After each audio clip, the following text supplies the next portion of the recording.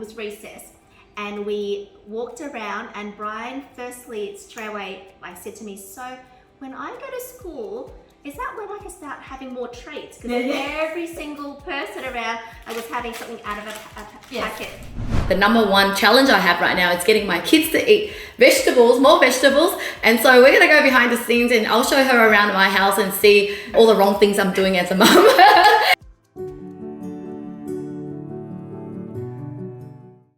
Hi everybody, welcome to Start Young. It's Lynn here, helping you to raise happy and successful kids. Now today I have a special episode here where I'm bringing on my guest and who's also a regular contributor to Start Young, Trinh. She's a nutritionist coach, and we're here because we believe that if you want to raise happy, successful kids, it really starts with the mind and the body and everything in between, right? It's not just about teaching your kids financial literacy and how to start a business, because if they don't have that energy and the nutrients they need, they're not going to live a long life or get a healthy life. Today I wanted to actually deep dive into Trinh's journey so you get to know more about her, why she got started in nutrition, and the number one challenge I have right now is getting my kids to eat vegetables, more vegetables. And so we're gonna go behind the scenes and I'll show her around my house and see all the wrong things I'm doing as a mum. And so that I could improve the household or the food that I'm buying so that the kids can start to eat more healthier. So welcome, Trinh. Thank you. Lovely to be here. Yeah. So Trinh, share with us a little bit about your background. What motivated you to get into helping kids, especially to eat more healthy? Yes. It all started when I had kids actually, but my interest in food and health started from a very early age. I can still recall my first moment when I was in year 5 actually. That was when we were taught about the healthy food pyramid. And I took that on. I honestly, that was what I learned, and I applied that throughout my high school years. And I've always had a strong interest in food. I've always loved food, and knowing how much I do enjoy eating, it was important for me to know what was in it as well, so that I could take care of my health. And especially during my teenage years where we're a little bit more self-conscious, learning about health was very important to me. So it wasn't until I had kids when that realization came, when I spent a lot of time with my girlfriends and their children, and we would talk a lot about it, and I realized that I was doing that little bit more than what other parents were doing. That took it to the next level, which was how I became a nutrition coach. And my goal is to empower parents as well as children to take care of their health, but also to have a really good relationship with food, because if you have a good relationship with food, you can have a good relationship with yourself as well. It's so good that you were raised in a different way, which allowed you to kind of have a really good relationship with food and you understand the healthy benefits of it. Whereas for me, I remember my parents just like, eat that. You're like, why? But I want to eat it. Eat whatever I've given you, and there's no kind of education around food because they probably don't know either. They're just being told to eat. Look, there's no regret around that because I definitely was forced to eat everything. So I love vegetables, I love salad, I ate everything. But at the same time, there was also that negative pressure of like, but don't get fat, eat all this, but don't get fat. And so then I end up going like, oh my God, like you're telling me to eat it all. And even if I eat healthy, you're saying I'm going to get fat. And so this kind of ongoing negative pressure that got me to become very unhealthy. I became bulimia. I developed a very bad self-esteem with food. And so I guess from your experience, what can we do to have our kids not go through what I went through and kind of embrace food as a nutrient, as a fuel for your body? I think the key is to educate them, but also to bring them along the journey. So the way that I approach it is a way for us to experience certain things together. So I use it as a tool to teach children how to try new things, but not only at the dinner table, but also in life as well. Because if we can start with those little habits, with the simple everyday things, then we can apply it to other things. The key is to make it fun and to encourage children to explore, right? To try and to learn, just like you would if you were to teach them, maths, English, or any other subject, or even riding a bicycle. We use encouraging words to teach our children, to help them along the journey. Yeah. So then I just realized now that with kids, there is one problem of kids that don't eat. So you're like, okay, try and explore. what can you give advice around kids that eat too much? And how do you stop them without, I remember my parents being really strict, telling some of us, stop eating because you're going to get fat or something like that. So any advice on the ways we should treat and talk to them? Yes. One of the biggest things that we do within our family with our boys and also within the cooking classes is that teaching them the difference between the everyday food to have and then the sometimes food and teaching them these good habits from an early age. So I'll give you an example. One of the things that we do with our boys is that whenever we go to parties, there's always treats at the party.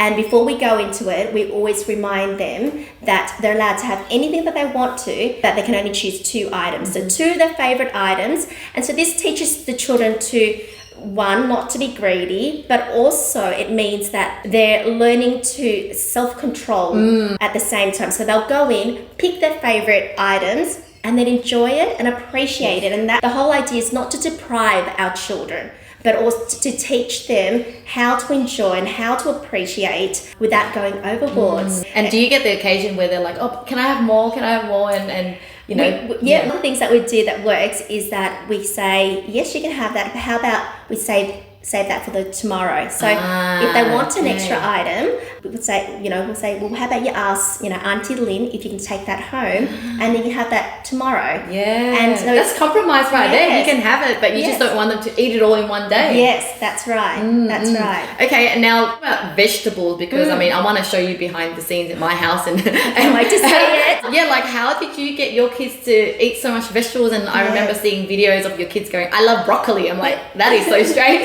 So how did you get them started on vegetables? So I made a conscious effort and I was very intentional about it. So the one thing that I saw that was happening with my nieces, other children, is that they weren't eating their greens or vegetables either. The first thing that I made sure was that in every single dish that I cooked for our boys, we would always include something green.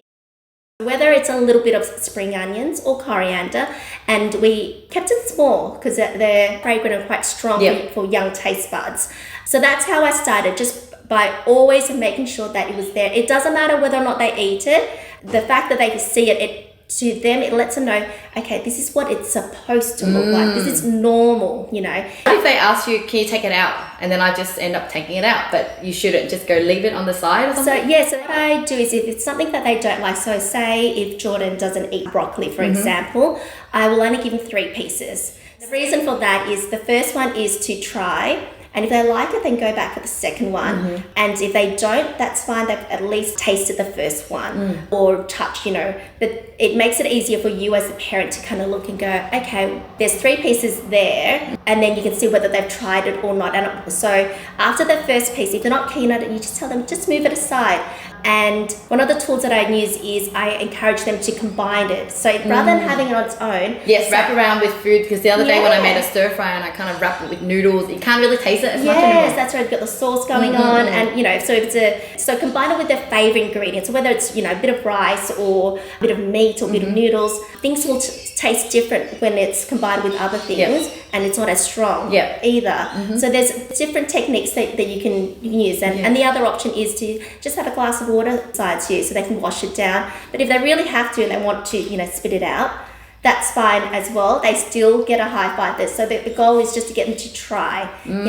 Once they do that trying, they're rewarded with a high five because it feels good that they've done that's what I learned about this from you the other day. So we're on Instagram as well, so check out our Instagram and follow us there. But we did an Instagram live together, and one thing that I took away is that it's not about forcing them to eat it all, it's about little progress. So you said tasting it or smelling it, even if it's something, it just brings them closer to it. And instead of being angry at them and forcing them, you just help them to learn a new skill. It's really just a new skill. That's right. That's right. So I always remind parents not to force their children to do anything that they don't want to.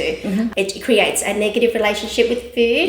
It's also not how we want to teach our children. We want them to feel empowered, and we want them to like want to give things a go rather than being forced to do something that they don't want to. So and one thing I learned from you also about taste buds. So you're right, taste buds do change. And surprisingly, the other day I messaged you. I said, "Oh my God, my daughter just started eating vegetables, and maybe her taste buds just changed where she could handle it all, and she just ate it all." So tell us about the difference between adults and kids and our taste buds. So overall, I guess it's just like, don't be scared that this is it. You know, your kids would never eat vegetables again. They can change. Yes, it's not the be all end all. So with children, they have a lot more taste buds than we do. So they've got about 10,000 taste buds, which most of the cooking workshop children will let you know. And whereas adults, when you get older, you lose your taste buds. So it's just like your hair, for example, right? As you get, some people, you know, as they get older, they lose their hair. And it's the same thing with taste buds. So even if they don't like something, taste buds often change every 14 days. So you've got to, you know, give it a break for 2 weeks and then introduce it again differently, because, you know, very similarly, but give it a go. And just because they say that they don't like it, it doesn't mean that they won't ever like it again. Because I think we just believe them, even though they're kids. We're like, my kids just don't eat that or something. That's right. Whereas they change. So I mean, there's hope. So let's you know, go behind the scene. I want to just share with you what I have in the house. And how can you help me to help the kids? I think right now I'm feeling more confident with Monica. So she's 8 years old and she's starting to eat. One good thing is now that the little one saw the big one eat, he's a little bit better. However, I think I still hold a lot of limiting belief, and I'm kind of buying things that I feel that they will eat and they want. And I don't know how to say no. And or when they're begging for, can I eat this? I'm like, just have it. So I guess, do you want to share, go behind the scenes and just help me a little bit? Let's check it out. Okay. Okay guys, so I have Trinh here in my kitchen, and I just want her to give me any advice about how I'm parenting right now in terms of like preparing the kids' lunch or making the dinner. And so you just ask me anything you have, because I'm ready to be vulnerable and transparent here. Yeah, so let's start with breakfast then. What's a typical morning so breakfast, I ask them, who's hungry? They say, I'm hungry, I don't know what to eat. And then I would tell them, okay, how about apple, how about toast? They said no. Okay, then Cocoa Pops. So then I think this is my cereal. I think it's running out. These are the guilty things that I know that aren't good. So my goodness, the Fruit Loops. Okay. Luckily it's running out there. But these are my guilty cereals. So tell me about them. So how often would they have these? Okay, luckily it's not every day. Yes. One of them don't like breakfast, so she never eats breakfast really. The other one tends to get hungry and kind of prefer these or Nutella and toast. I'm sorry. Oh my goodness. So these are what we call sometimes food. Yes. How often? Once a week or once a fortnight? Depends on what else they're having throughout the week as well. I'll just give you an example. This we've got Nutella at home as well. Grandma buys it. This was Brian's Halloween treat. Like he chose to have Nutella on some whole milk. But they say it is hazelnut. Yes, let's have a look. I love this. Okay, so Nutella is very, very common in a lot of households, and a lot. I know you're not the only one. They didn't say it's chocolate. They said it's hazelnut spread. But if we have a look at the back here, can you guess what the main ingredient is in sugar? Yes. Yeah, it's just so sweet. It's like chocolate. Yeah. So we've got the main ingredient is sugar, followed by vegetable oil, which is mainly palm oil. Okay, and then we've got hazelnut, which is only about 13%. Okay. So out of this whole jar, only 13% is hazelnut, mostly sugar, mostly vegetable oil. And then, you've got a bit of cocoa powder to give it the color there, and then a whole bunch of other stuff like flavoring as well, and so on. I think overall, you just gave me an idea here where I think I just need to educate the kids and kind of help them group. These are actually junk food. These are not everyday breakfast. Yes, and rather than in my mind, just like whatever is under the breakfast category, I just let them eat. Today, I actually am a little bit more proud, but I don't know if it's better. Yes, but it was this. Basically, just like what I love at McDonald's, which is the Hot Pockets. Yes. So basically cheese and that, and then toasted. Perfect. Is that a bit better? That's a lot better. That's a lot better. Well, it's less processed than these. And so this is probably one of my biggest pet hates, I have to be honest and say, guys. Look at all the sugar underneath it. Oh, goodness. And, so this is Fruit Loops, isn't it? Yes, that's right. So it's all sugar. Yeah, so a serving of this, which is what they call I think it's about a third of a cup It has between 30 to 40 grams of sugar in it. What does that compare it to? So that gram. So how much is 1 30 teaspoon? So 1 teaspoon has about 4 grams of sugar. Wow. So we're and this is like 8 times more. And this oh is, my God. This is for a smaller serving. So depending on how much they eat, that's not good. Yeah. And what happens if you eat too much sugar? What kind of health problems do they expect to have? A whole bunch of, well, firstly, when they go to school, they're not able to concentrate as well. So that's one of the biggest things for young children, having that attention span when they're in class, but also the later on effects, with sugar. Diabetes, yes, that's right. cholesterol, heart problem, whatever, everything. Yes. Yeah. And not only that. And it's addictive, sugar. Yes, that's exactly what I was going to say. With the sugar, it changes their taste buds. And it makes them want to crave it. And the other part is their gut as well. So the more sugar they have, the more their little soldiers in their stomach are going off on one. Okay, I know what to do now. I'll be teaching the kids. Yes. If they do want Fruit Loops, my suggestion is this is a snack, not a breakfast. Yeah. If you're out at a park and they're running around, so they're burning off the energy, and I don't call this junk food, I call it a sometimes food. And the reason why it's a sometimes food is because it gives you quick energy. So once you have something like this, you need to burn that energy. Yes. So what do your kids eat for breakfast? So they will mostly have often leftovers from the night before. Okay, so real food, it doesn't have to be toast or something, because you kind of think, that's right. I think the way we look at breakfast these days, it's because of what the marketing and the advertising media has shown us, those big companies, Kellogg's, Mr. Kellogg's there. But breakfast is the first meal of the day. So the first thing that you put into your body, so we have to be mindful that whatever it is we put into your body as the first thing needs to be something nutritious. Whether it's some toast or some wrap. Yes. And wholemeal bread, for example, instead. And then maybe start. I'll try wholemeal as well. It's a good start. Our boys love soups as well, and that's a really great one as well. To their credit, they don't know any better. I'm not introducing anything to them, so And the other thing is that this is what we see. This is what we've been told is normal. This and the Iron Man. Yeah, it's kids' cereals. The Iron Man food as well. So now leading to what I prepared them for lunch is, I'll just give you a typical one. So these, okay. Yep. So we're running out here, but they only been asking me for ham and cheese sandwich. Okay. So they just won't eat anything else. Even though I offer them, how about I order lunch order? Yes. And sometimes there's sushi, there's other things. I just want variety. They're no, we just want sandwich. So literally for all year, they would just want ham and cheese sandwich. Okay. Well, at least that's a better option than a sandwich with jam, every single day, or some other spread. So you've got some wholemeal, which is an awesome start.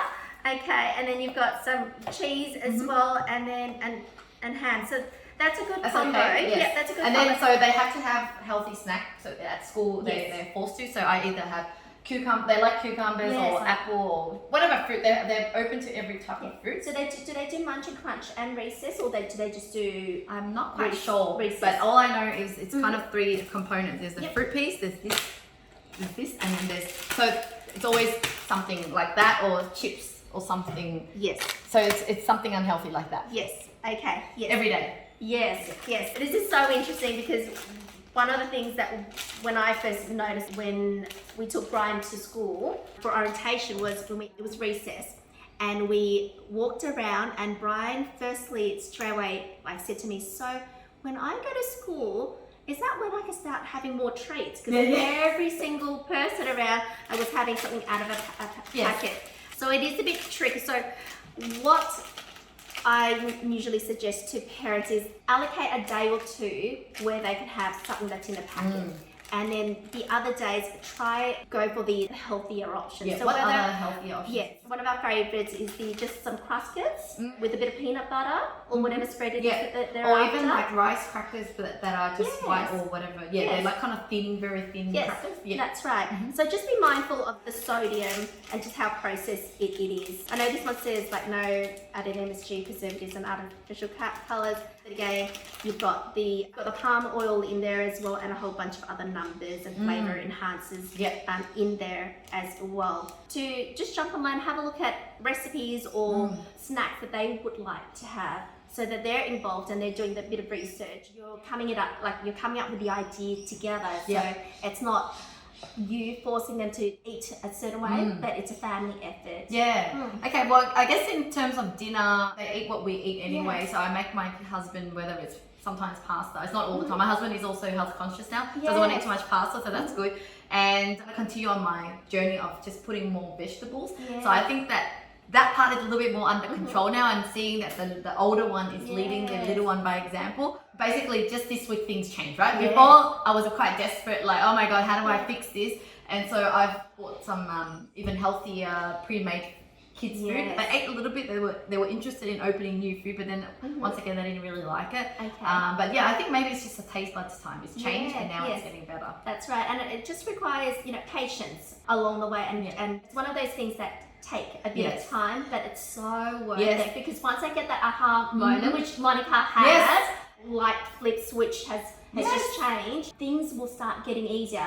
And it doesn't mean that they'll all of a sudden like everything, and they might even change their minds. Monica might turn around and go, actually, I don't like zucchini, and then you'll be like, but you ate it the other day, and it could just mean that she liked it in that dish, cooked in that particular way, but now that you've roasted it, it doesn't taste quite the same. One thing I keep wanting to do, and I haven't had time, is writing down everything that I know they like, or start to have a list, because sometimes when you're ready to cook, because you're confused and you're busy, you don't remember what to cook, and then you go for the default, something easy. But now I think if I have a clear list of things that are healthy and they like, then I can just go back to the list. You're going to. And then last one is juices. So instead of buying the those long-term lasting juices that are not in the cold area, I started buying these ones. Are they better? So these ones are more like short-term, supposedly more healthy. Okay, let's have a look at this. The thing with the juices that are in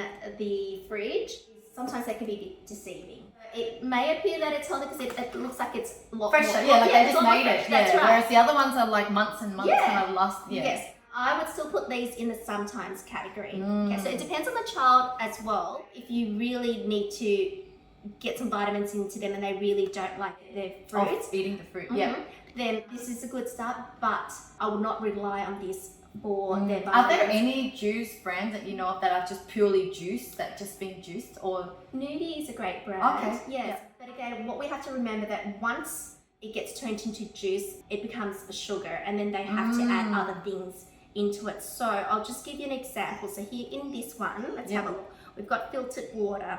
Okay, so it's mainly filtered water, and then followed by the orange juice and the pulp, which is 19%, and then it still has the added cane sugar to bring back the sweetness, and then other things like flavors. There's still some other stuff in it. Yes, so that's why this sits in the sun. Still not an everyday juice. It's just because they're drinking juice and very good. That's right. Or sometimes you can probably add a bit more water into the juice. So that would be a good idea. Yes, because in a glass of juice, so we'll have a look at this one particular lead. So 200 mils of this is actually 17.6 grams of sugar. So 17.6 grams of sugar, we are looking at about 4 and a bit teaspoon of sugar. For every cup of juice. For every 200 mils. So again, God. It's eye-opening. So this is why it's important to just double check the ingredients at the back and see what's in it. But the thing is, when you give a child an orange, or half an orange, there's still a lot of fiber in there. Once it becomes juice, all that fiber is taken out, and in a glass of juice you may have more oranges in there, but it doesn't keep them full for as long because the fiber has been stripped off. Actually, I have a juicer or an actual blender and juicer. I should actually use it more because you know exactly what's in there. That's right. That's right. Sometimes weekend, not an every day. Well, there you go, guys. This is quite a long video, but I think that you've got a lot of value there because we wanted to show you and demonstrate, and this is a real case study here.